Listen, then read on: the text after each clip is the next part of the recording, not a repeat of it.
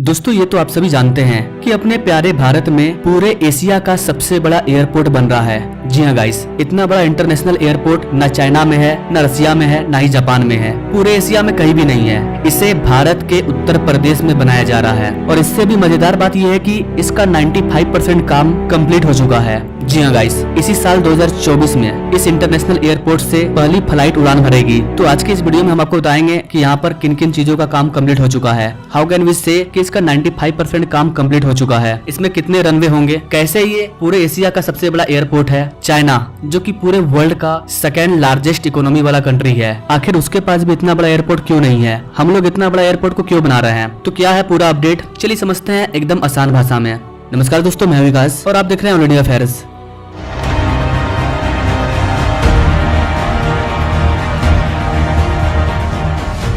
दोस्तों Noida international airport, इसकी आधारशिला 25 नवंबर 2021 को रखी गई थी। एंड कैन यू इमेजिन, मात्र 3 साल के अंदर ये इंटरनेशनल एयरपोर्ट ऑपरेशनल भी हो जाएगा। पूरे एशिया का सबसे बड़ा एयरपोर्ट बना डाला। यही कारण है कि भारत वर्ल्ड का फास्टेस्ट ग्रोइंग कंट्री है एट प्रेजेंट टाइम। इसी साल जब नोएडा इंटरनेशनल एयरपोर्ट स्टार्ट हो जाएगा तो ये पूरे एशिया का सबसे लार्जेस्ट एयरपोर्ट कहलाएगा। इस एयरपोर्ट में टोटल 6 रनवे बनाए जाने थे। पहले चरण में 2 रनवे को बनाया जाना था, इसके बाद धीरे धीरे इसे 6 रनवे तक पहुँचाना था। गैस, ये जो नोएडा इंटरनेशनल एयरपोर्ट है ये पूरे भारत का चौथा और एशिया का सबसे बड़ा इंटरनेशनल हवाई अड्डा है। इसकी जो ऑपरेशनल डेट है वो सितंबर 2024 बताई गई है, यानी कि इसी साल इस इंटरनेशनल एयरपोर्ट का जो फेज 1 है वो स्टार्ट हो जाएगा। यानी कि पूरे भारत का सबसे बड़ा एयरपोर्ट उत्तर प्रदेश में बनाया जा रहा है। उत्तर प्रदेश को भारत का सबसे ज्यादा एक्सप्रेसवे वाला प्रदेश भी कहा जाता है। उत्तर प्रदेश में कई एयरपोर्ट पर काम चल रहा है। आइए अब आपको बताते हैं कि ये जो नोएडा इंटरनेशनल एयरपोर्ट है इसका कौन कौन सा काम कम्प्लीट हो चुका है, क्या क्या बन करके तैयार हो गया है और कब तक ये चालू होगा।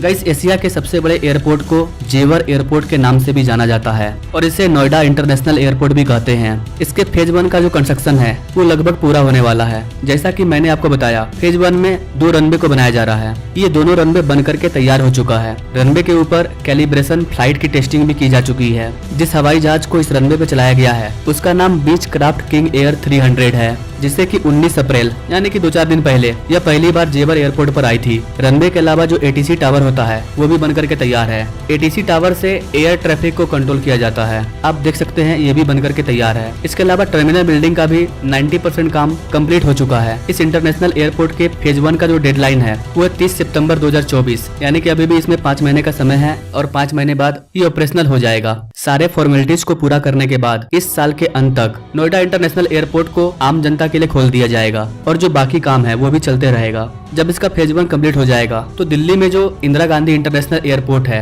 उसका भार कम हो जाएगा। भारत की सबसे कंजस्टेड एयरपोर्ट दिल्ली एयरपोर्ट है और उसी के भार को कम करने के लिए नोएडा इंटरनेशनल एयरपोर्ट को बनाया जा रहा है। इसके अलावा गाजियाबाद में भी एक एयरपोर्ट को बनाया गया है जिसे हिंडन एयरपोर्ट कहते हैं। यानी पूरे दिल्ली को 3 बड़ी एयरपोर्ट मिल चुकी है। ये जो हिंडन एयरपोर्ट है ये काफी छोटा एयरपोर्ट है, क्योंकि ये जो एयरपोर्ट है इसका एरिया काफी कम है, इसलिए इस पर उतना ध्यान नहीं दिया गया। नोएडा में जो इंटरनेशनल एयरपोर्ट बनाया जा रहा है इसका एरिया काफी ज्यादा बड़ा है। तो दिल्ली के IGI एयरपोर्ट के बाद ये जो नोएडा इंटरनेशनल एयरपोर्ट है इससे दिल्ली NCR के लोगों को काफी ज्यादा फायदा होने वाला है। खासकर दिल्ली, नोएडा, गाजियाबाद, ग्रेटर नोएडा, फरीदाबाद, अलीगढ़, आगरा, इन सब लोगों को इस एयरपोर्ट से फायदा होगा। इस एयरपोर्ट के जरिए आप दुनिया के किसी भी कोने में जा सकते हैं जहां पर भी एयरपोर्ट है। अगर जेवर एयरपोर्ट की कनेक्टिविटी की बात करें तो ये एयरपोर्ट दिल्ली से लगभग 80 किलोमीटर दूर है और इसकी कनेक्टिविटी के लिए कई चीजों पर काम किया जा रहा है। रोड की कनेक्टिविटी तो पहले से मौजूद है, लेकिन यहाँ पर मेट्रो को भी लाने की बातचीत चल रही है ताकि आप मेट्रो से डायरेक्ट इस एयरपोर्ट पर आ जाओ। इसके अलावा इस एयरपोर्ट तक बुलेट ट्रेन भी चलाने का प्लान चल रहा है। RRTS को भी चलाने का प्लान चल रहा है,